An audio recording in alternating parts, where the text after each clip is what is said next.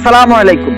যদি আপনি বাংলাদেশের নাগরিক হন তাহলে আপনাকে একটা কথা বলবো, আপনাকে একটা রিকোয়েস্ট করব, হাম্বল রিকোয়েস্ট। দয়া করে কখনো মনের ভুলেও বাংলাদেশের রাজনীতিতে আসবেন না, কখনো রাজনীতি করবেন না।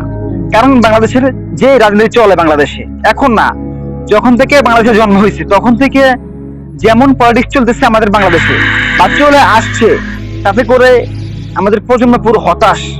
এই যে স্ক্রিনে যেই মানুষটিকে দেখতেছেন, তিনি হচ্ছেন ফ্যাসিস্ট আমলের একজন মন্ত্রী, বুঝেন তো?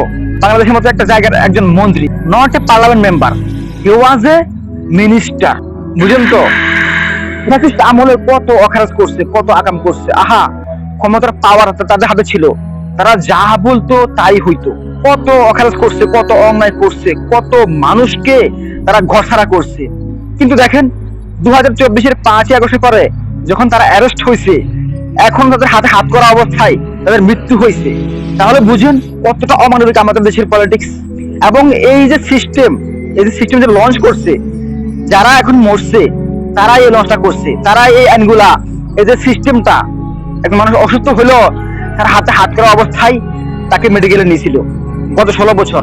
বিএনপি কত নেতাকে বাবা মারছে, জামাতে কত নেতাকে বাবা মারছে, কত সাংবাদিক, কত যে আমাদের দেশের নাগরিককে তারা এইভাবে মারছে। অসুস্থ অবস্থায় কিন্তু তারা জেল থেকে ছাড়ে নাই। আর দেখেন আজকে যাদের যে সিস্টেম, তাদের বানানো সিস্টেমে আজকে তারাই ফাঁসছে। তো সেজন্য আপনাকে দয়া করে ভাই অনুরোধ, কখনো মজা করেও না। আপনার কোনো বন্ধু, আপনার ভাই যদি কখনো পলিটিক্স করে, তাহলে তাকে দয়া করে রিকোয়েস্ট করে তাকে বলুন, ভাই প্রয়োজনে কাজ করে খা, কামলা খাট, বদলা দে, তারপরেও বাংলাদেশের মতো দেশে কখনো পলিটিক্স করবি না।